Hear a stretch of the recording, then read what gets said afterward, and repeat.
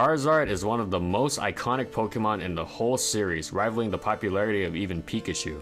In both the origin and main series animes, Charizard is seen as the ace of Red and Ash's teams, until Greninja showed up, but we don't talk about that. But in competitive play, where Pokemon teams are optimized for victory, did Charizard actually suck as bad as competitive players say? Let's find out.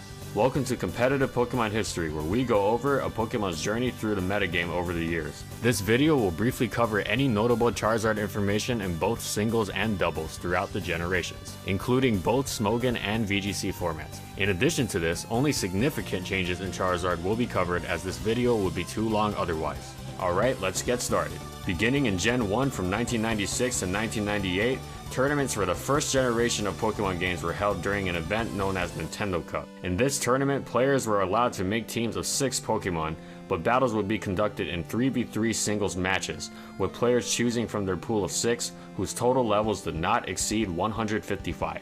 Many websites online indicate that the optimal set for Charizard back then was the Sword Dancing set, which consisted of Sword Dance, Earthquake or Rock Slide, Slash or Hyper Beam, and Fire Blast. Unfortunately, Charizard had 2 banes of its existence in the meta, the first one being Moltres, outclassing it in raw power, and the second one being Starmie, who could one-shot Charizard whenever he began to set up. Even though Charizard had access to Sword Dance and a decent base 100 speed stat, he could still be vaporized by faster Pokemon like Starmie and Jolteon on the turn he used to set up Sword Dance. Charizard had a decent damage output, but was ultimately underutilized because he was checked by very common Pokemon. 2 years later in Gen 2, Charizard got a break in the meta with the introduction of the move Belly Drum. This move, combined with Charizard's diverse move pool, gave Charizard an edge over Moltres because not only did he have a higher damage output after Belly Drum, but he could also hit more Pokemon for super effective damage thanks to access to Rock Slide and Earthquake. During this time, Charizard was B tier because after a Belly Drum, he could one-shot anything besides bulky water types. He could also one-shot Snorlax with a Hyper Beam after a Belly Drum, who was SSS tier at the time. However, he never got higher than B tier because of Pokemon like Starmie, who could still outspeed him even after a Belly Drum. In addition to this, Belly Drum also sacrifices half of the user's maximum HP in exchange for a ×4 physical attack increase. This means Charizard could still faint from one Starmie Surf. This also means Charizard was only useful very late game, when faster Pokemon and bulky water types were gone.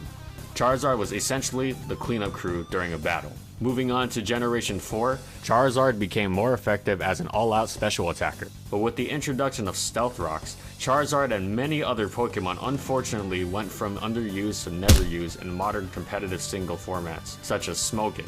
This is because Charizard is a fire flying type, 2 types that are both weak to rock.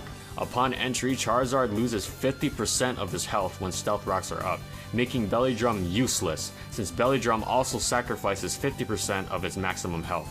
This also means after just 2 switches while Stealth Rocks are up, Charizard faints by switching in, having lost all of its health. It should be noted that Charizard in singles could also utilize Dragon Dance, however there were way better options during this time.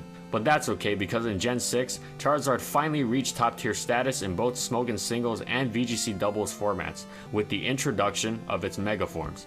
In SMOGON singles, both Mega Charizard X and Y were very big threats due to the massive damage output both could accomplish. Mega Charizard X became one of the best Dragon Dance users in the format, being able to OHKO pretty much anything in the tier after just one Dragon Dance.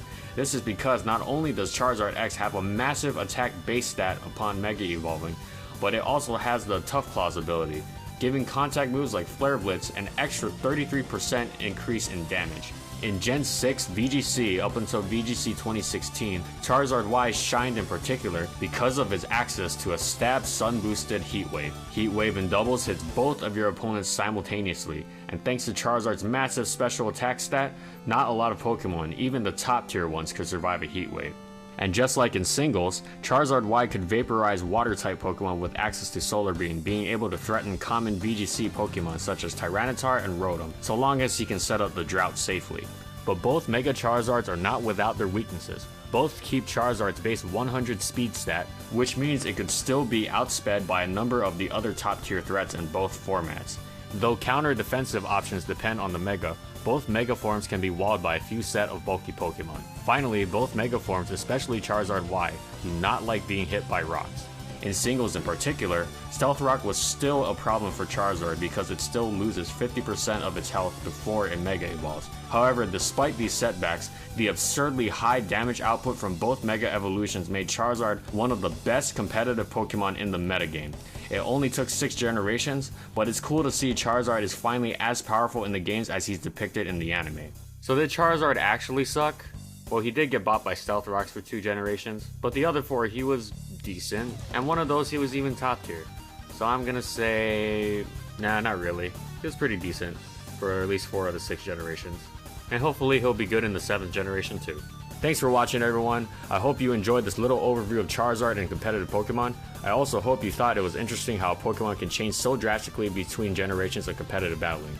If you liked the video, be sure to give a like and subscribe to my channel because I plan to do more of these videos on other Pokemon in the future. Also, let me know what Pokemon I should cover in the next video in the comment section below.